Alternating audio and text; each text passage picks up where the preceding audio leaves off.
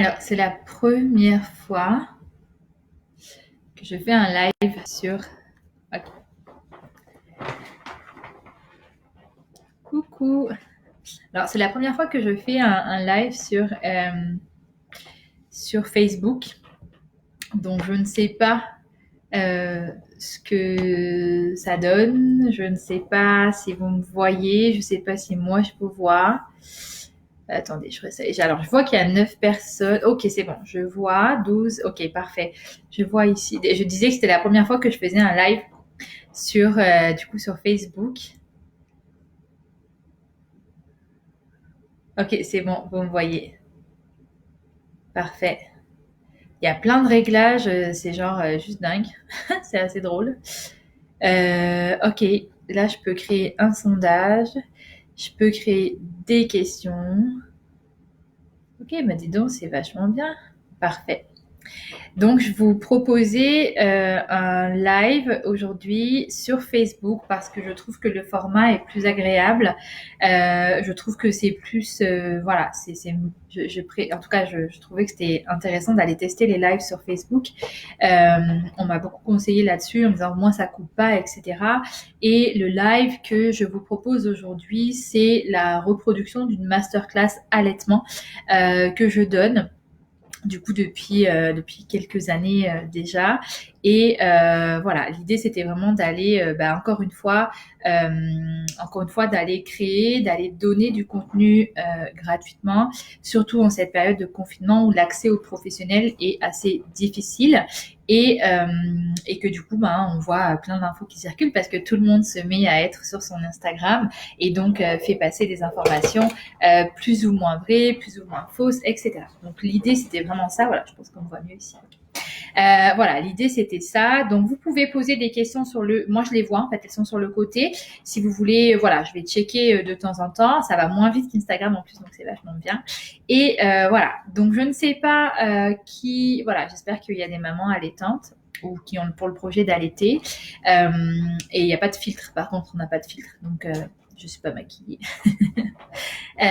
Alors, donc la masterclass allaitement, elle est là pour informer, pour vous informer, pour vous donner des clés, encore une fois, concernant votre allaitement, pour comprendre un petit peu parfois les comportements de vos bébés par rapport à l'allaitement, avec le sommeil, avec l'alimentation, avec tout ça. Donc déjà, la base, j'espère que j'ai des mamans qui vont accoucher bientôt et qui du coup seront peut-être à la maternité ou sont déjà à la maternité en ce moment. Et j'aimerais déjà vous donner les clés, les points importants à savoir avant de mettre les pieds en maternité, avant d'accoucher, un petit peu à quoi vous attendre. Du coup, s'il y a des mamans qui sont allaitantes, qui ont accouché, qui ont eu des histoires difficiles, qui ont eu des allaitements, des départs d'allaitement difficiles, n'hésitez pas à mettre un commentaire. Je pense qu'on les lit toutes et c'est beaucoup plus pratique, j'adore. Donc voilà, le live sera à dispo, effectivement. Le live sera à dispo. L'avantage de Facebook, c'est que je peux les laisser et je peux les enregistrer, donc ça c'est cool. Voilà, c'est un petit peu différent. Et puis tout le monde est sur Instagram, ça bug, etc. C'est assez chiant. Donc, j'aimerais déjà préciser, je commence toujours mes masterclass de cette manière, surtout celles qui concernent l'allaitement, c'est que l'information, le recueil d'informations, elle vous revient, d'accord? Elle vous revient, c'est-à-dire que c'est vous, en tant que parent, au même titre que quand vous tombez enceinte, vous allez vous renseigner sur quel est le professionnel qui va m'accompagner dans ma grossesse, quel est le professionnel qui va suivre ma grossesse, une sage-femme, un gynéco, peu importe, eh bien, c'est à vous que revient cette responsabilité concernant votre allaitement. N'attendez pas que les professionnels de santé, que le gynécologue vous parle d'allaitement. N'attendez pas à ce que en séjour à la maternité, ce soit les infirmières, ce soit les puéricultrices, ce soit les sages-femmes. Elles ont une formation dite de base qui leur permettent effectivement de comprendre le mécanisme d'allaitement, qui leur permettent de comprendre ce qui se passe, de leur permettre de comprendre l'importance de l'allaitement maternel, mais pas de l'accompagner à proprement parler. C'est-à-dire que Une spécialiste en allaitement, c'est quelqu'un qui a une certification, qui est allé chercher des informations supplémentaires, des outils, qui a rempli ses tiroirs de connaissances pour accompagner au mieux les futures mamans. Donc ça, c'est important. Oui, je vais parler du sevrage aussi. Donc c'est important du coup de déjà avoir ça en tête, de ne pas attendre, parce que je vois beaucoup de messages avec le oh, j'ai foiré mon allaitement avec une équipe de merde, j'ai foiré mon allaitement parce qu'ils m'ont fait faire ci, j'ai foiré mon allaitement. Vous avez la responsabilité de mettre toutes les chances de votre côté. Nous sommes garants professionnels de santé, de la bonne santé, du bon déroulement de votre accouchement, de la bonne santé post-accouchement de vos bébés et de vous, mais nous ne sommes pas garants des dernières mises à jour et des dernières connaissances en termes d'allaitement, parce que ce n'est pas de notre ressort et cela ne fait pas partie des formations des professionnels de santé qui sont des professionnels de santé, pas de l'allaitement.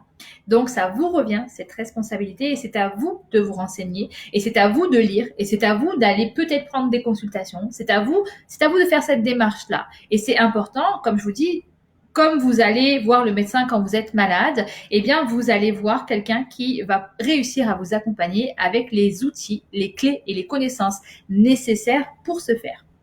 Donc ça, c'est toujours l'introduction que je vous donne dans toutes les masterclass qui concernent l'allaitement.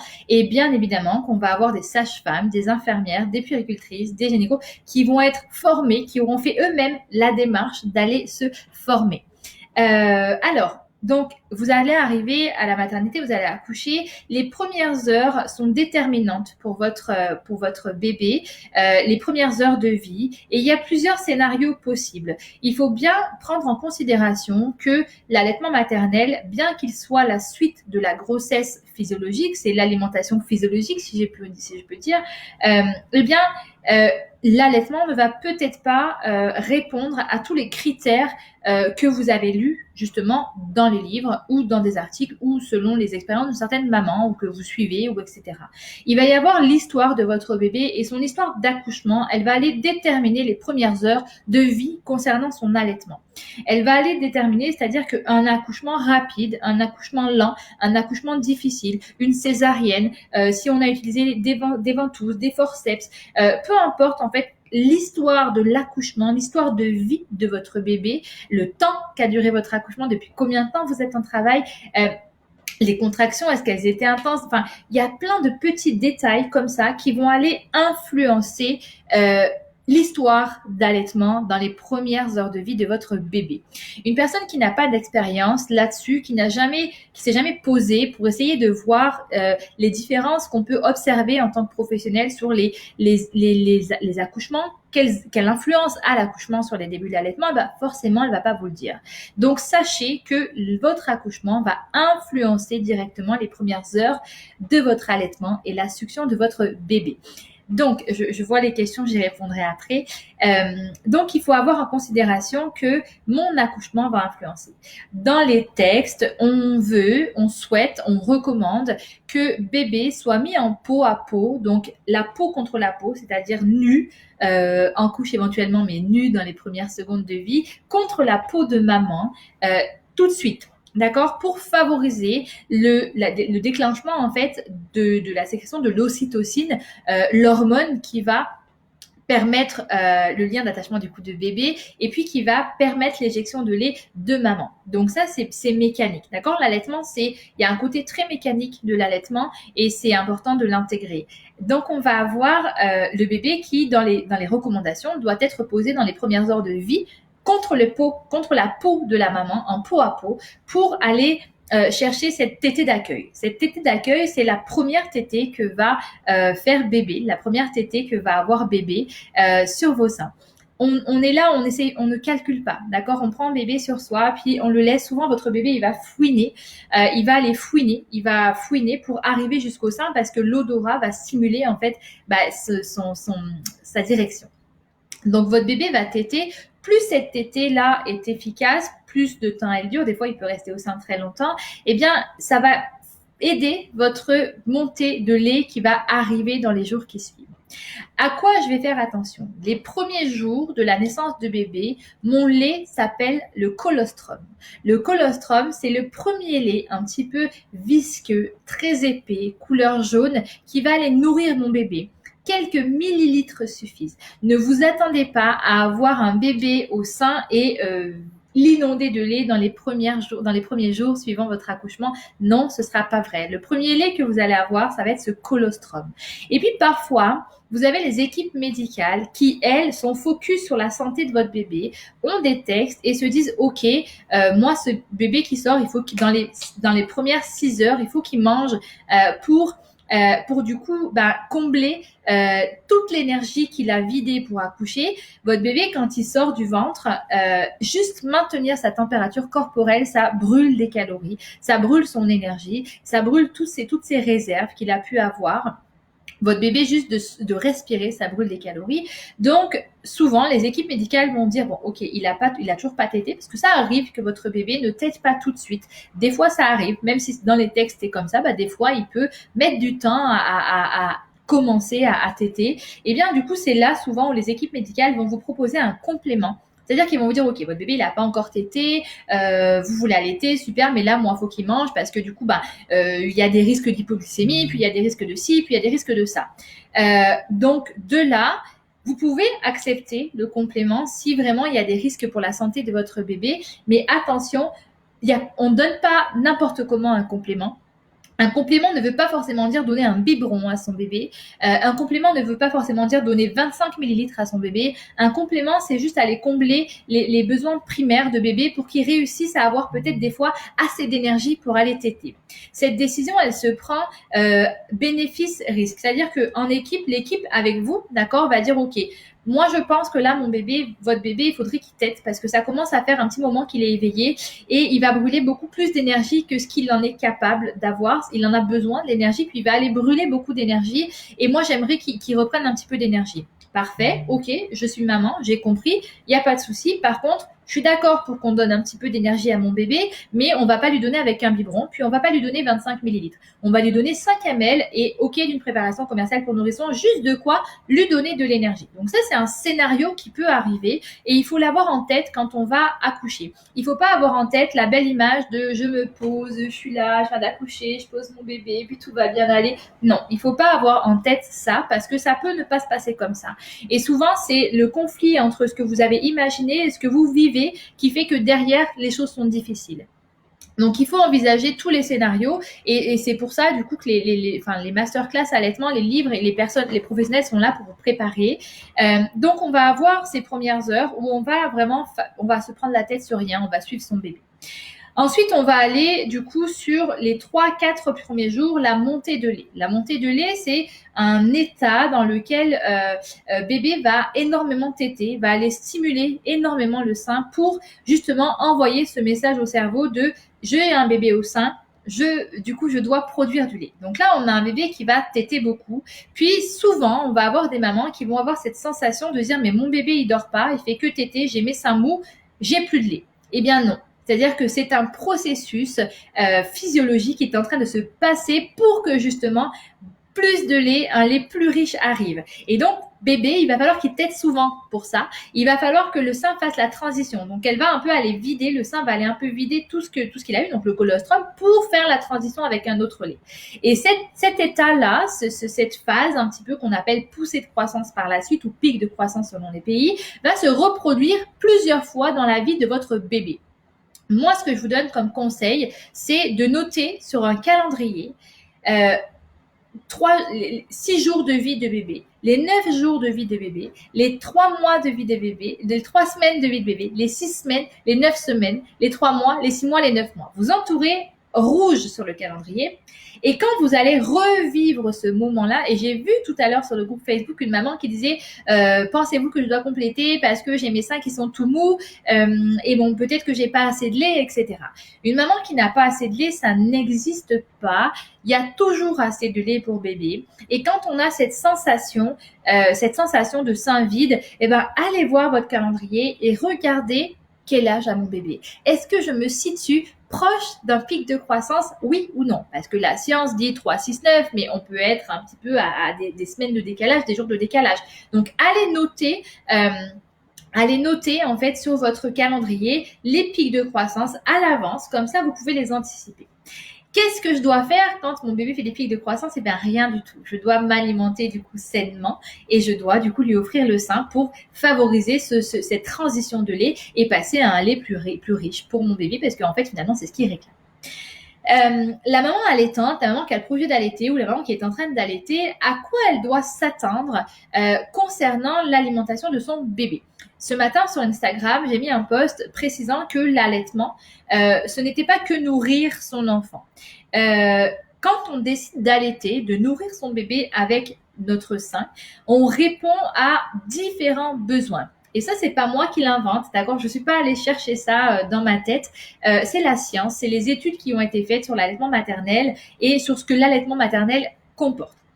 Le rôle du lait maternel, en tout cas le lait humain, le lait de maman, répond à un critère qui est la spécificité à l'espèce. Qu'est-ce que ça veut dire? Ça veut dire que de base, votre lait correspond à votre enfant. C'est comme ça. Il y a une comment dire, une communication et c'est comme ça, c'est la spécificité à l'espèce. La maman vache, elle répond au veau. La maman chèvre, elle répond à son petit bébé chèvre. Je sais plus comment on a les chevreaux. Chaque espèce, donc on est une espèce de mammifère, répond à son bébé, son bébé qu'elle a porté. C'est comme ça. Et le lait humain, eh bien, il y a la composition du lait humain, elle est différente du lait animal, du lait bovin la plupart du temps. Et on a des protéines qui sont responsables et qui ont des fonctions. Ces protéines-là, elles sont au nombre de 2. Donc, je ne vais pas vous faire un cours de science, mais on a la caséine et le lactosérum. Donc, c'est les 2 composantes du lait maternel dans les protéines. On a d'autres choses aussi. Et ces protéines-là, eh ben, elles servent à quelque chose. Et elles transportent des messages. Un message un message protecteur parce que du coup il y a une transmission d'immunoglobine qui va faire qu'on va protéger bébé, on va lui transmettre nos propres défenses immunitaires à travers notre lait. On a la fonction de croissance, c'est-à-dire que le lait maternel humain contient tous les acides aminés dont l'enfant a besoin pour grandir. Il y a un facteur donc de croissance. Il transporte tout ce qui va être empreinte enzymatique, donc tout ce qui va faciliter la digestion de bébé. On va avoir, du coup, vous voyez, j'ai pas révisé mes cours avant.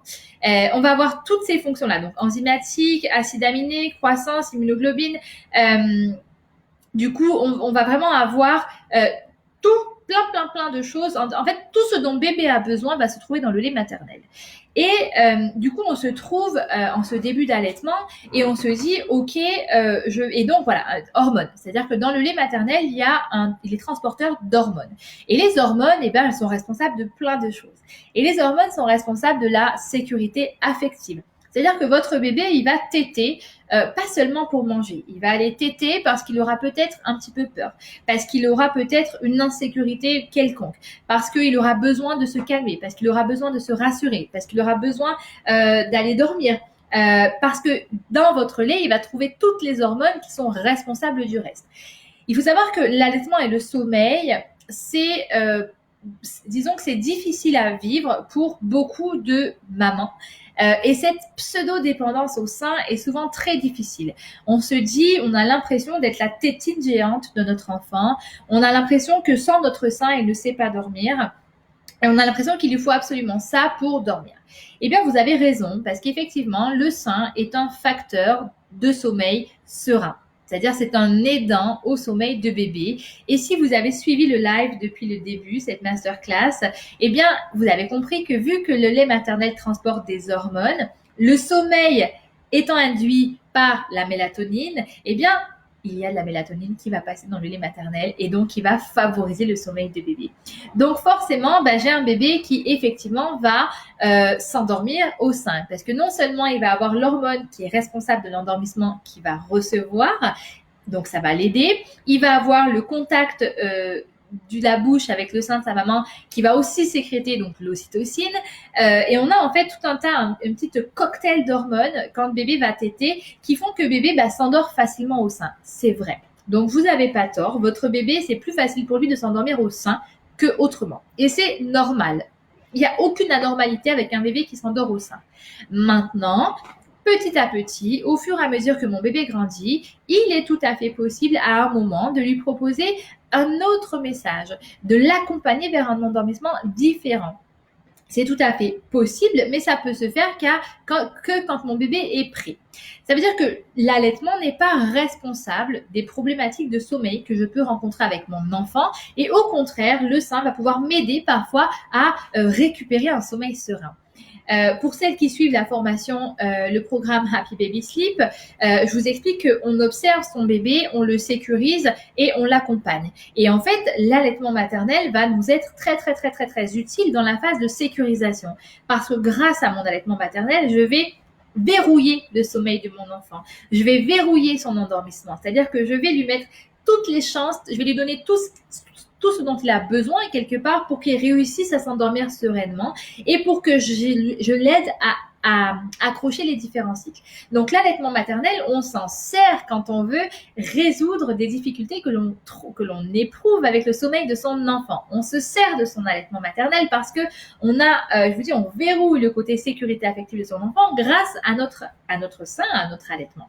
Et quand on passe dans la phase d'accompagnement, c'est-à-dire qu'on sait qu'on est dans un bon rythme concernant notre bébé, qu'on respecte son horloge biologique, qu'on respecte son horloge physiologique et qu'on a sécurisé notre bébé, qu'on a verrouillé sa sécurité affective grâce à notre allaitement, eh bien, on passe à l'accompagnement.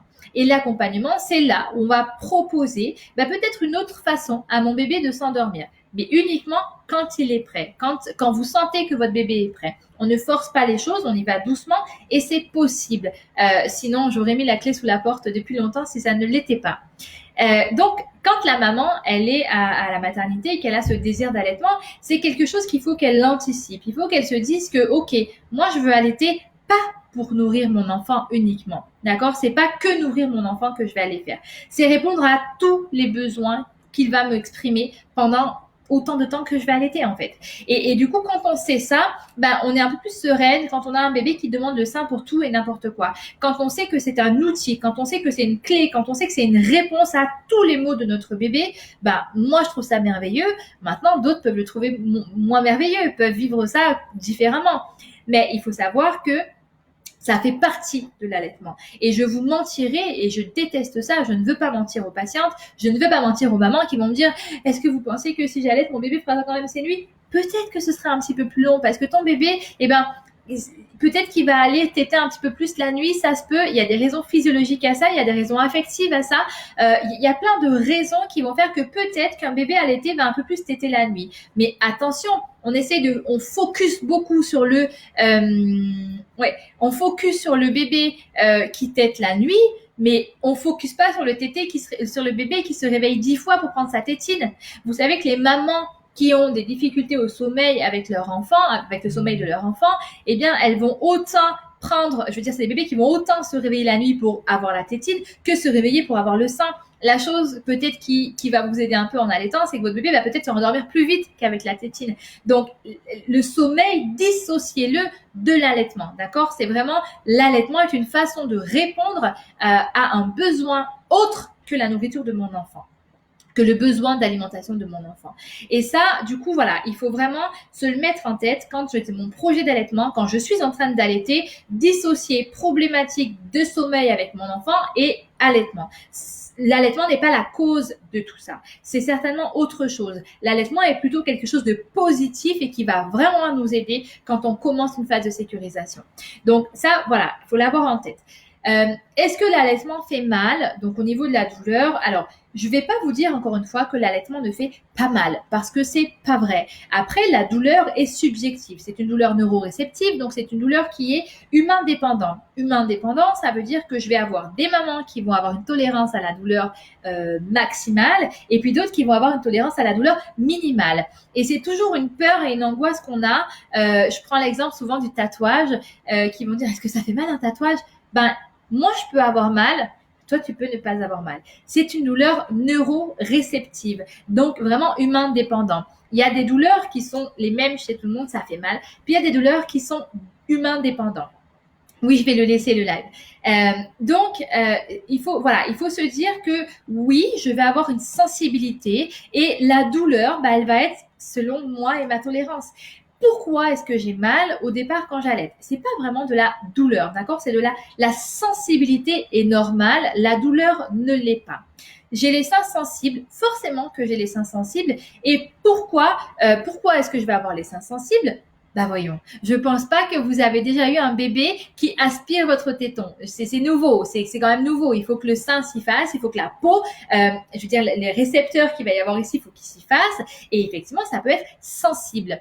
Et dans ces cas-là, qu'est-ce que je fais si c'est sensible? Moi, ce que je dis aux mamans, c'est déjà de ne pas acheter le soutien-gorge de grossesse avant d'avoir eu leur montée de lait, d'acheter des brassières d'allaitement qui sont très confortables, d'avoir des habits, une chemise.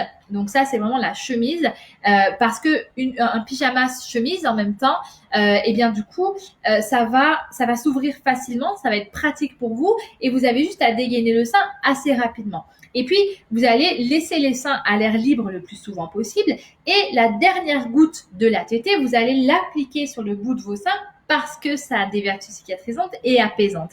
Et après, sinon, vous avez des crèmes qu'il existe. Et j'ai découvert depuis peu les coquillages qui vont enlever un petit peu cette sensibilité. La sensibilité, elle est là les premières secondes de tétée, quand le bébé se met au sein. Si j'ai de la douleur, si j'ai mal, ce n'est pas normal, d'accord? Je n'ai pas mal quand j'allaite. L'allaitement n'est pas douloureux. L'allaitement peut être sensible avec les tétons, mais ne peut pas être douloureux. Si j'ai mal et que je suis blessée et que j'ai ce qu'on appelle des crevasses, c'est qu'il y a quelque chose qui ne fonctionne pas. Soit j'ai un bébé, c'est un nu exactement, soit j'ai un bébé qui a une succion qui n'est pas optimale, soit c'est-à-dire que mon bébé n'a pas la succion optimale, c'est-à-dire que mon bébé est bien placé au niveau de mon sein, ça veut dire que j'ai ces deux lèvres qui sont autour de mon aréole de sein, donc c'est vraiment tout le mamelon que bébé prend dans la bouche, et j'ai vraiment une bouche ouverte avec les lèvres comme ça, d'accord? J'ai les lèvres qui sont comme ça autour du sein. Vous voyez, j'ai les lèvres qui sont comme ça autour du sein, la langue doit se placer dessous, et ben si ça fait mal, c'est que la succion de mon bébé, elle est peut-être pas optimale. Et dans ces cas-là, qu'est-ce que je fais? Je fais vérifier ma succion. Comment je sais que mon bébé moi-même est bien placé? Si mon bébé ne prend pas d'air, d'accord? Mon bébé déglutit. Mon bébé, il va téter, puis hop, il va avaler. Et quand le bébé avale, c'est ici que ça passe. Je l'entends. Il y a un petit claquement. Et si je ne l'entends pas, je le vois ici. Et donc, je m'assure que mon bébé déglutit bien quand il tète. Et là, je vais m'assurer que le bébé mange. Et la position de mon bébé, il faut vraiment que la bouche soit autour du mamelon, pas les lèvres à l'intérieur. Il faut pas qu'il ait le bout du téton, il faut vraiment qu'il ait sa bouche autour du mamelon. Là, j'ai pas de bébé, mon chien a mangé mon sein, mon faux sein. Du coup, je peux pas vous le montrer. Donc ça, c'est le signe d'une bonne succion.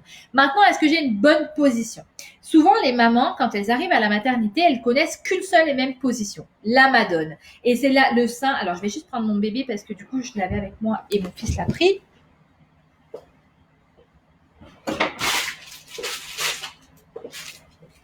Donc, je vais avoir mon bébé ici. Et souvent, les mamans, elles arrivent à la maternité et elles connaissent qu'une seule position.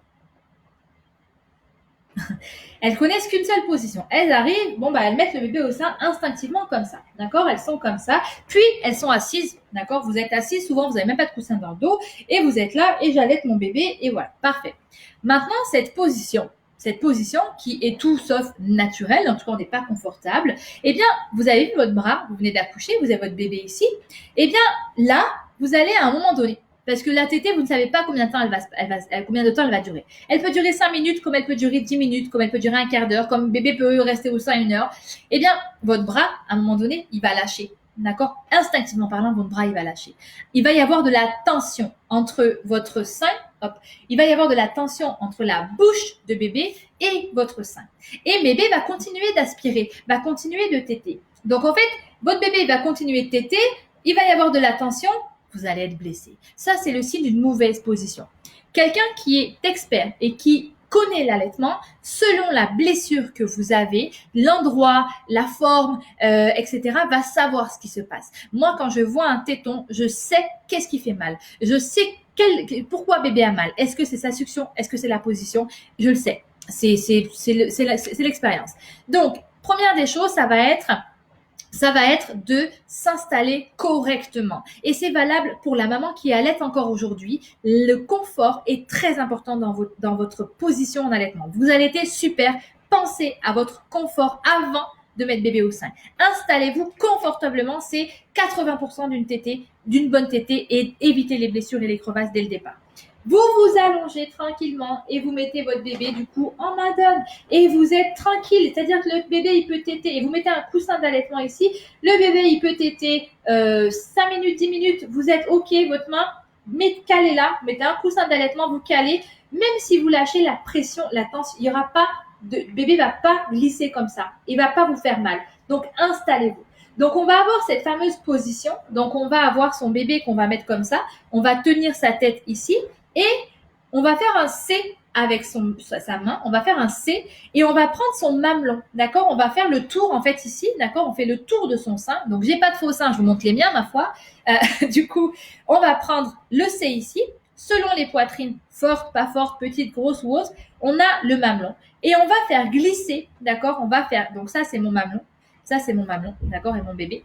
Je vais faire glisser le mamelon, c'est-à-dire que mon mamelon doit se situer au niveau du nez de bébé. Je stimule l'odorat de mon bébé, ce qui va faire qu'il va ouvrir à un moment donné à la bouche. Dès que sa bouche, elle s'ouvre, hop, je glisse mon téton ici, et le téton va aller se caler dans le palais.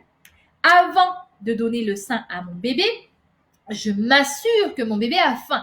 C'est-à-dire que je l'allaite au signe d'éveil. Mais avant de lui mettre le sein dans la bouche, je stimule sa succion, je caresse ses côtés, je le préviens que quelque chose va rentrer dans sa bouche et que quelque chose va se passer. Très souvent, on a tendance à paniquer et dès que bébé, pouf, on l'a même pas prévenu, puis là, il jette sa tête, etc. Prévenez votre bébé. Bébé est là, bébé vient de se réveiller, parfait, coucou mon bébé, on va prendre la tétée et puis je vais le caresser ici. C'est-à-dire que je vais le prévenir que quelque chose va rentrer dans sa bouche. Donc, on va aller manger. Maman, elle va te donner le sein. D'accord? Puis lui, il essaye de boire, de manger votre main. Et là, vous mettez au sein. Vous avez un bébé qui va être réceptif. Donc, ça va être important de toujours prévenir votre bébé que vous allez l'allaiter et que vous lui mettez quelque chose dans la bouche. Et ça va préparer la suite, la diversification. C'est comme quand vous donnez la cuillère à votre enfant, prévenez-le, stimulez, allez caresser avec la cuillère, vous mettez sur la lèvre, mais ne foncez pas tout de suite la cuillère dans la bouche. Quand vous êtes à la maternité, donc vous avez les positions, essayez de vous renseigner en amont, et puis pour les mamans qui sont toutes jeunes et qui sont en train d'allaiter, prenez votre bébé, donc il y a cette position, d'accord, vous tenez, donc vous mettez, hop, bébé, vous mettez le sein ici, il-tête, parfait, vous vous installez confortablement. Il y a la madone inversée, donc vous avez comme ça, alors moi je suis dyslexique, des fois les positions je les inverse, voilà, vous avez pareil, vous prenez votre sein, vous faites glisser, parce que souvent vous mettez vos doigts comme ça, et en fait vous pincez, donc c'est vraiment le C, d'accord, vous prenez votre sein, le C, hop, et vous allez mettre le sein. Vous avez après la position rugby en France et football au Canada, toujours avec un coussin dessous, vous mettez votre bébé ici. Moi je trouve que c'est une position qui est très pratique pour les jeunes mamans, et parce qu'on a la visibilité sur ce qu'on fait. Et donc, pareil, hop, je fais glisser. Et pour les bébés qui ont des fois du reflux, moi, j'aime beaucoup aussi cette position où, en fait, on est comme ça et on met son bébé demi-assis ici et on lui donne le sein ici. Vous avez aussi la position BN, Belgic Nurturing. Et en fait, ça, c'est vraiment, vous êtes comme ça et vous mettez votre bébé ici. Maintenant, je vous dirais que la position, c'est important, mais l'important, c'est que vous soyez bien. C'est-à-dire que vous soyez confortable, à l'aise et que bébé ait une succion optimale. Les positions qu'on vous guide, qu'on vous donne dans les livres et dans les maternités, c'est souvent parce qu'il vous faut un guide. On a besoin de vous donner un guide, on a besoin de vous donner des éléments concrets, donc on vous montre ça. Mais c'est vous qui allez avoir une bonne position, c'est vous qui allez bien vous sentir. Alors, je regarde si j'ai respecté mon plan de masterclass. Alors voilà, il n'y a pas de temps à proprement parler pour une tétée, d'accord? Il n'y a pas de rythme en fait. Il faut enlever la montre. Quand on a un bébé qu'on allaite, on enlève la montre. D'accord? Ça, c'est important. On enlève la montre. Merci. On enlève la montre, on enlève le cadre. On vit au rythme de son bébé. Et voilà, on ne regarde pas la montre. On ne regarde pas combien de temps mon bébé tète. On ne regarde pas à quelle heure il tète. On lui donne le sein au signe d'éveil à la demande. Ça, c'est important. L'allaitement à la demande. On ne regarde pas le cadran, il peut-être 5 minutes, 10 minutes, un quart d'heure, peu importe. C'est lui qui va lâcher le sein. Ça, c'est aussi important. Il y a plein de choses importantes. J'avais peur comme il était tout petit avec celle-ci. Oui, il y a plein de positions. En fait, c'est vous qui allez vraiment sentir celle que vous appréciez, celle dans laquelle vous êtes bien et celle dans laquelle votre bébé est bien. Du coup, on a souvent, alors donc les crevasses, c'est vraiment la position et le fait de ne pas avoir de tension. Si on a de la douleur, c'est pas normal. Comment savoir, la question des mamans, c'est comment savoir que mon bébé a assez mangé? Parce que vu que je perds un peu le contrôle et que j'ai pas ce contrôle sur la quantité, on passe au niveau, on voit que c'est fatigue. Alors, la néonatologie, c'est particulier, d'accord? Moi, je suis formée en néonatologie niveau 3, donc en grande réa néonate. C'est différent, d'accord? C'est très, très différent. On y va pas à pas, un pas après l'autre. Voilà, c'est une prise en charge qui est complètement différente en néonatologie. C'est vrai que les bébés peuvent se fatiguer et c'est ce qu'on veut pas. On veut pas qu'ils se fatiguent parce que s'ils se fatiguent, ça entraîne plein de choses. Comment on sait que son bébé a assez mangé ou mange bien, grossit bien? Eh bien, on fait un suivi poids. C'est-à-dire qu'une fois par semaine, vous allez à la PMI, vous allez faire peser votre bébé. Attendez, quelqu'un est tombé, je crois. Qu'est-ce qu'il y a?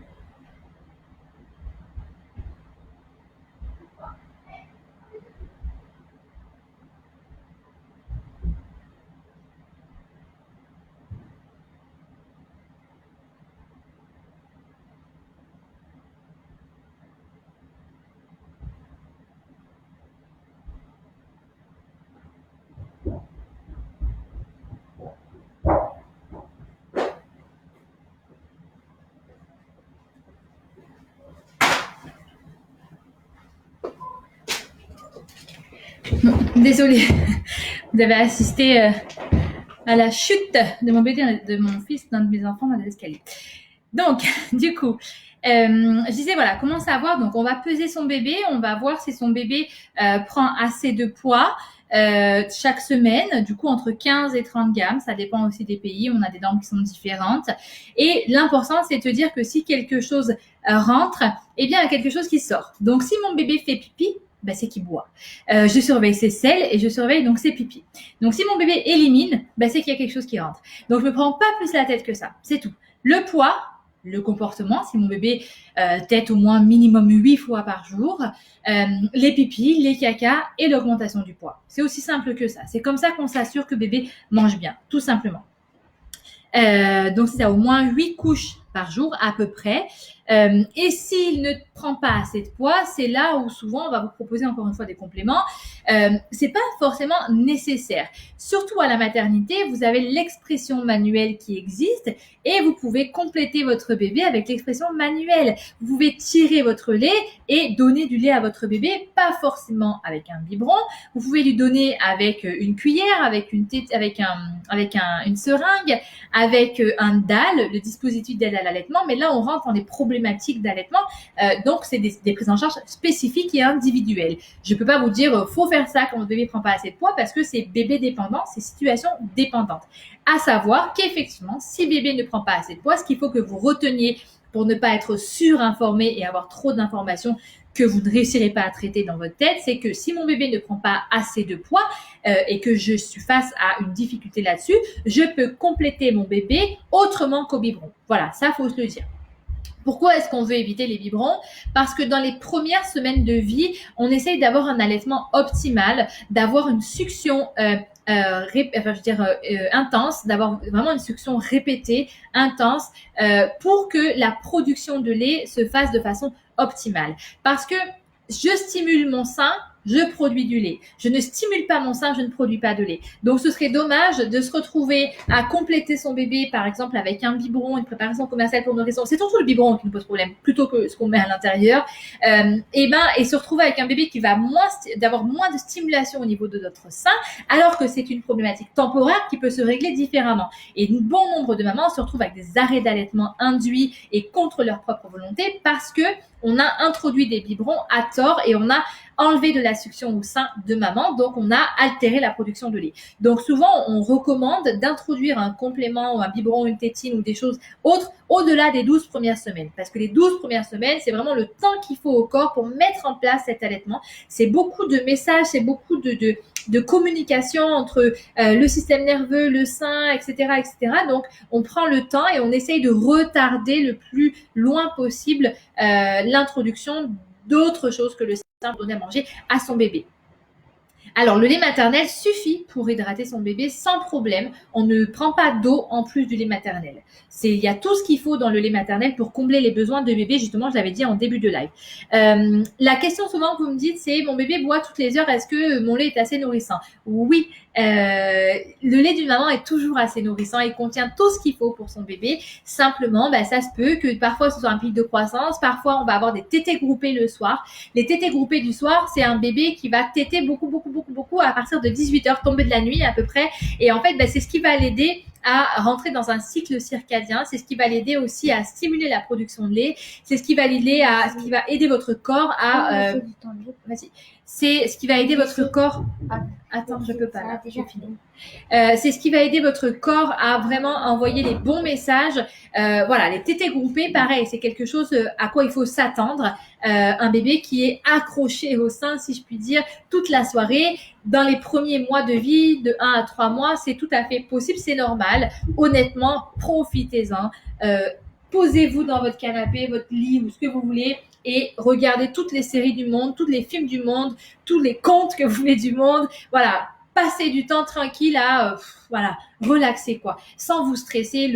Tout ce qui ne concerne pas votre bébé, les premières semaines et les premiers mois de vie, et même je dirais presque toute la vie, n'est pas une priorité, d'accord? C'est vraiment, laissez-vous le temps d'ajustement. Pourquoi un bébé peut-il décider de ne plus prendre le sein et penses-tu qu'il peut le reprendre 8 mois après? Ça dépend quand il s'est arrêté de le prendre. Une relactation est toujours possible. Moins ça fait longtemps que vous avez arrêté, plus c'est facile. Mais pour relancer une lactation, c'est un bébé au sein. C'est vraiment la première des choses, c'est bébé au sein. Et après, c'est de la stimulation. Je pense, Coco, je pense que je reconnais ton nom. Je pense qu'une consultation en allaitement serait peut-être importante pour toi, pour justement qu'on puisse voir toutes ces petites choses, toutes les petites questions que tu poses, soit avec moi, soit avec la consultante de l'agence, la conseillère de l'agence, pour vraiment voir. Ça c'est fait, je vous en ai parlé, ça c'est fait. Il y a des choses qui peuvent se passer. C'est-à-dire que bébé s'est arrêté à 3 mois et à 8 mois. Je peux pas dire que c'est impossible parce que j'ai tellement vu de cas de figure qui m'ont fait mentir que du coup, je sais pas. Peut-être que tu pourrais le tenter. C'est pas impossible. Voilà, je peux juste te dire c'est pas impossible. Une chose que je voulais vous parler aussi, qui est importante que je parle dans toutes les masterclass. Alors souvent j'ai des pauses, des petites pauses dans le masterclass, un live comme ça, c'est interactif. Du coup, est-ce que tu as envoyé un mail sur l'agence Coco, parce que du coup ma secrétaire a bossé hier toute la soirée pour répondre, parce que du coup justement j'avais beaucoup de mails. Il faut que j'aille voir. Essaye de me donner ton nom, ton prénom si possible pour que je puisse voir qui m'a écrit. Alors. Du coup, les mastites, les effets, qu'est-ce qui peut se passer? Les engorgements, les engorgements qui peuvent faire mal, et les mastites. Donc, savoir que si vous avez de la fièvre, des courbatures, comme dans n'importe quel moment dans votre vie, si vous avez des courbatures, si vous avez de la fièvre, vous consultez un médecin. Il est tout à fait possible que ce soit peut-être un canal bouché qui crée une mastite, ce qui fait qu'il y a une inflammation des canaux lactifères et du coup de la poitrine et qui provoque du coup avec une infection parfois parce que c'est bouché et qui provoque de la fièvre et des courbatures. Donc ça, c'est pas normal, ok. Dans les suites après l'accouchement, une des choses à laquelle s'attendre aussi, c'est les tranchées. C'est les premiers jours après l'accouchement, vu que vous allaitez, cerveau corallien. Vu que vous allaitez, vous allez stimuler la contraction de votre utérus et que ça peut être douloureux un peu plus que si vous donnez le biberon. Ça passe, mais il faut s'y attendre. C'est comme des contractions post-accouchement. En fait, c'est l'utérus qui se remet en place et l'allaitement favorise cette remise en place. C'est vrai que c'est difficile sans interaction avec les mamans. C'est très différent pour moi d'une masterclass en live, donc je peux oublier des petites choses. Je vais essayer de faire un livret avec ma conseillère en allaitement. On va bosser sur un livret allaitement gratuit pour qu'on puisse vous donner. Alors, pour le RO et les bébés allaités, il n'est pas obligatoire. Si votre bébé a envie de rôter, il va vous le montrer. Ça veut dire qu'en fait, un bébé qui a faim, je vais vous montrer, un bébé qui a faim, c'est un bébé qui cherche comme ça, avec sa langue. Un bébé qui veut faire un RO, c'est un bébé qui sort la langue. Oui, il veut sortir quelque chose. Donc, il suffit des fois de juste nous le mettre comme ça et voilà, juste tapoter un petit peu et puis lui faire son RO. On peut aussi faire le RO d'un bébé, en fait, le mettre en face de nous, tapoter, on peut faire son RO comme ça aussi. En néonat, on fait beaucoup les RO comme ça. Donc, je crois que j'ai vu l'essentiel un petit peu. Ah oui, les engorgements. Quand vous avez mal, vous mettez du froid. Quand vous voulez désengorger parce que votre sein est trop plein, vous allez mettre du chaud. Le chaud va favoriser le drainage du coup des canaux lactifères et du coup parce qu'il va les vasodilater et le froid va vasoconstricter, donc du coup on va avoir moins mal. Mais quand on a mal, on essaie de savoir pourquoi on a mal. Il est possible chez certaines mamans qu'il existe un réflexe d'éjection qui est fort et c'est beaucoup plus fréquent que ce que l'on ne croit. C'est le lait qui sort en jet. Vous savez, le fameux geyser de lait qui sort et votre bébé que vous avez au sein, il s'étouffe, il n'arrive pas à gérer. Et ça entraîne, du coup, souvent des difficultés, souvent des reflux gastro-œsophagiens, des coliques intenses. Et du coup, comment on fait? On ne peut pas enlever le réflexe d'éjection d'une maman. C'est comme ça, c'est votre réflexe d'éjection, il est comme ça. Par contre, on peut le diminuer et on peut aider bébé à le gérer. Le bébé, il est immature. Jusqu'à 3-4 il n'arrive pas à coordonner ses mouvements et ça coordonner en fait sa succion et le débit, gérer un petit peu tout ça. Il ne sait pas faire, donc on va l'aider. Moi, la position que je vous conseille en rêve, c'est vraiment la position rugby demi-assis, comme ça, et vous allez gérer vous-même l'allaitement. C'est-à-dire que bébé, vous allez le mettre au sein. Dès que vous allez sentir que ça sort, vous enlevez bébé du sein, vous faites couler votre lait, le débit super important sur une serviette et vous remettez votre bébé au sein quand c'est tranquille. Maintenant, vous pouvez aussi du coup faut patienter et vous pouvez aussi surtout ne pas consommer d'aliments galactogènes, tout ce qui va vous favoriser votre lait. Ne pas stimuler parce qu'on vous dit sors du lait avant de téter. Non, surtout pas parce que ça stimule le sein et ça favorise ce réflexe d'éjection. C'est vraiment accompagner bébé dans la gestion du réflexe jusqu'à ce qu'il soit assez sûr pour le gérer. Est-ce que si on a une bonne hygiène de vie, alors évidemment que l'idéal c'est d'avoir une bonne hygiène de vie, mais il faut savoir que quoi qu'il en soit, le lait maternel le lait humain va aller puiser dans les réserves que vous avez pour combler les besoins de bébé en acides aminés, enfin les besoins nutritionnels de bébé. Il va aller chercher tout ce que vous avez dans les réserves pour les combler. Et si ça suffit plus à un moment, il va y avoir une alerte, vous allez vraiment être fatigué, vous allez voir que ça va plus en fait. Donc oui, il faut avoir une bonne hygiène de vie au niveau alimentation. C'est important pour vous, surtout pour tenir, parce que vous, votre bébé, le lait, il va aller puiser dans les réserves et c'est vous qui allez être épuisé. Donc c'est important pour ça. Le réflexe d'éjection, j'en ai parlé. Le sevrage. Donc comme je disais, le sevrage, c'est un sevrage, c'est-à-dire que on va diminuer la production de l'hormone de la prolactine, de l'ocytocine, du côté de bébé et du côté de maman. Donc on prend son temps. Souvent, c'est pour introduire autre chose. Sachez qu'il n'est pas obligé d'introduire un biberon selon l'âge de son bébé et selon ses propres choix. Il est possible de faire un sevrage et de ne jamais donner de biberon de préparation basale à son enfant, mais de compléter par des yaourts végétaux ou d'autres choses. L'essentiel, c'est qu'on ait un bébé qui ait une alimentation diversifiée et qui ait des besoins nutritionnels comblés. Ça, il faut qu'on s'en assure d'une façon ou d'une autre. Et on peut le faire qu'avec un diététicien ou un pédiatre qui va vous dire, ok, c'est bon, il a ses besoins comblés ou pas. Oui, mon chat. Il y a bébé. Ah bon? Il y a bébé. Je vais arriver en haut. Tu veux que maman elle vienne en haut?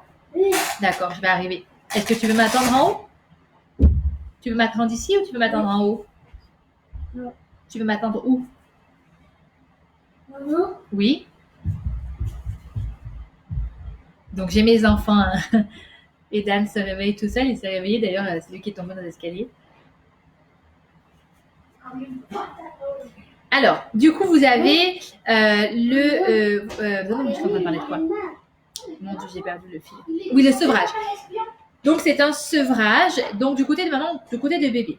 Savoir que si vous remplacez par un biberon, retenez bien ce que je vous ai dit tout à l'heure. On n'introduit pas dans la bouche du bébé quelque chose sans le prévenir. Donc, travaillez son immunité. Donc, vous allez travailler avec les réflexes, les 4 points cardinaux ici, les réflexes de succion. Vous allez stimuler sa succion naturellement par ces réflexes. En fait, vous caressez ici, vous caressez ici, vous caressez le nez, vous caressez ici. Et il y a aussi l'intérieur de la main. Vous allez pouvoir caresser ici. Donc là, vous donnez à bébé le message que, regarde, je suis en train de stimuler ta succion, ton oralité. J'attends que tu sois prêt à recevoir quelque chose. Et quand bébé va être prêt à recevoir quelque chose, eh bien, je vais introduire le biberon. J'ai jamais de biberon. Je vais introduire le biberon, pas comme ça, d'accord? Je vais pas aller boire, non. Je vais y aller comme ça d'abord, ici, dans ce sens-là. Je vais mettre la tétine dans sa bouche, dans son palais, pour aller stimuler sa succion. Une fois que je vois que bébé, la succion est stimulée, hop, je renverse mon biberon pour qu'enfin il comprenne qu'il y a du lait qui va sortir. C'est une technique comme une autre pour justement introduire le biberon quand on veut faire un switch avec le sevrage. Le sevrage, oui. Viens, Maman. viens mon chat. Maman. Oui. Maman. Oui, mon cœur. Oui. Maman. Oui, j'arrive. Oui, je suis en direct sur Facebook. Maman. J'arrive, mon chat. Tiens, tu veux bébé? Non. Tu veux bébé? Non. Non, tu veux pas bébé? Voilà. Mais pourquoi t'as enlevé bébé à maman? Non. Mais bébé, il fait pas dodo. T'es parti faire dodo à bébé? Non. Mais bon, sur la table. Oui, mais maman, elle veut donner, regarde, elle veut donner le tétou à bébé. Non. Non? Non. Non? Regarde, pause. Maman, Donc, pour le sevrage, l'important, c'est de prendre son temps. Vraiment. Et de prendre son temps, d'y aller doucement. D'anticiper le sevrage. Et de commencer, moi je recommande vraiment de commencer 4 semaines à l'avance. De préparer bébé à recevoir quelque chose. Maman. Oui. J'arrive mon cœur. J'arrive, maman elle arrive. Tu peux aller lui donner ta collation, Camille? Tu vas prendre ta collation avec Camille? Une banane? Tu vas manger une banane? Tu vas manger une banane, Aidan? Tu veux pas manger une banane? Tu veux y aller? Camille, il va te donner une banane. Camille, tu lui donnes sa collation? Donc, une fois que le sevrage, donc on y va doucement. Pour moi, c'est vraiment la clé, c'est on commence 4 semaines avant l'envie, du coup, d'enlever de faire le switch, parce que au cas où ce soit difficile, ben, on a de la marge. Et si on voit qu'au bout de 2 semaines, c'est toujours autant difficile de donner un biberon, etc., ben, faites appel à des professionnels qui vont pouvoir faire un plan de sevrage, qui vont pouvoir vous aider à vous donner des astuces précises en fonction de votre enfant. Quand le sevrage de leur bébé s'endort qu'au sein, alors le sevrage, comment on fait? En fait, on va du coup remplacer une tétée par un apport. C'est-à-dire que vu que le tété n'est pas uniquement nutritif, eh ben, on va garder bébé dans ses bras, on va faire un gros câlin à son bébé, on va du coup lui donner autre chose parce que dans le doute s'il veut manger ou pas, on le remplace par un biberon, une tétée, et puis on peut introduire une tierce personne. Ça, ce serait l'idéal, mais des fois on n'a pas toujours le choix. Donc si on peut introduire une tierce personne, et dans ces cas-là, on laisse papa, on laisse le partenaire aller donner le biberon à son enfant ou la chose en tout cas autre que le sein qu'on choisit de donner. Et on prend du coup, on prend le temps de le faire par quelqu'un d'autre. Si c'est pas possible, et on essaye de pas aller donner le goût à bébé. Je sais pas comment expliquer. Ne pas lui mettre le sein sous le nez et lui dire bah non tu l'auras pas. On essaye vraiment de prendre un peu de distance, de le garder, de faire un gros câlin, etc. Mais de déposer dans son lit parce que il faut se dire que il faut que bébé comprenne le message qu'on est en train de lui passer. Et si on lui met le sein sous le nez et qu'on le garde comme ça et qu'on dit non t'auras pas le sein, ben forcément c'est plus compliqué pour lui à vivre. Il est parti avec mon bébé. Donc c'est prendre le temps pour le sevrage. Pour moi, la meilleure des choses, c'est le temps de préparer son bébé, lui parler, lui expliquer et intervenir avec une tierce personne. Ça, c'est des conditions idéales. Et si on n'a pas ces conditions idéales, et ben dans ces cas-là, on se fait accompagner.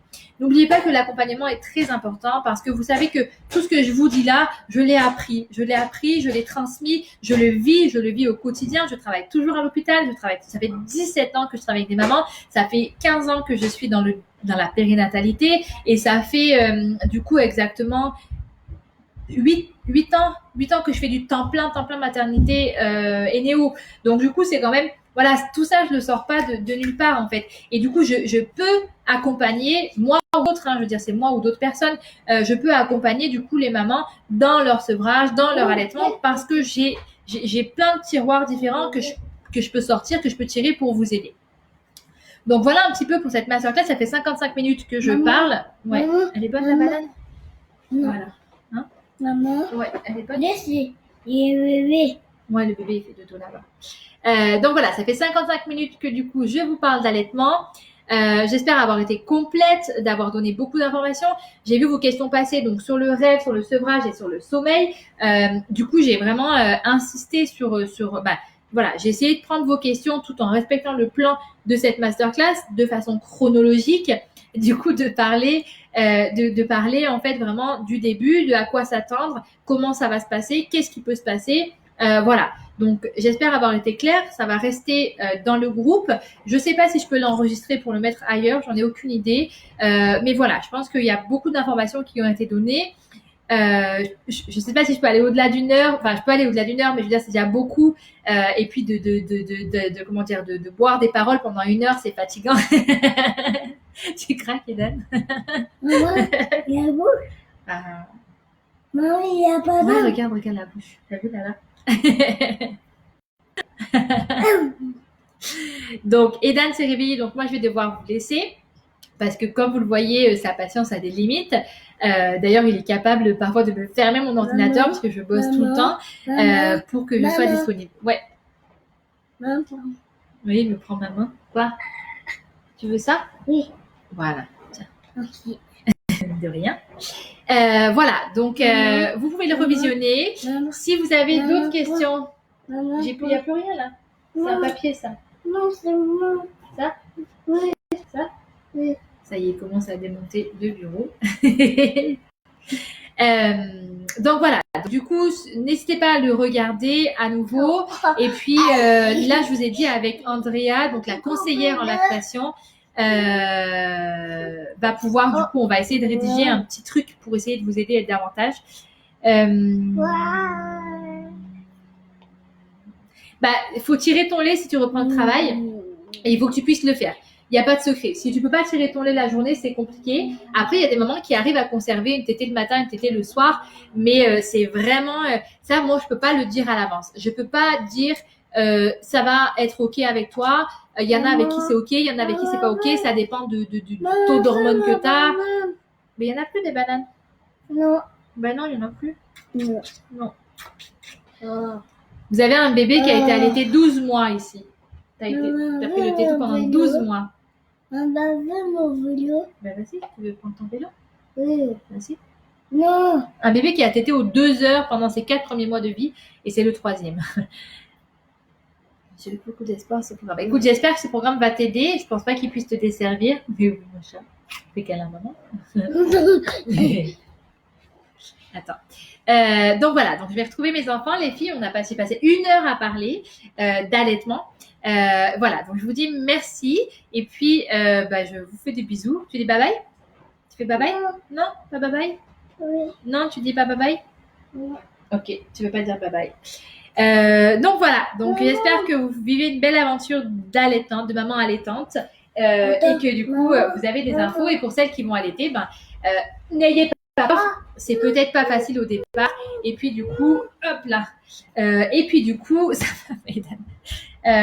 va peut-être être pas facile, mais c'est pas parce que c'est naturel que c'est facile. Accrochez-vous. Voilà, ça en vaut la chandelle. Pour vous, pour votre fierté et pour votre confiance en tant que maman, c'est important. Ça y est, regarde, maman, elle dit au revoir. Elle coupe. Je coupe. Bye bye. Au revoir. Bye bye. Bye bye. See you later. See you later. Bye. Bye.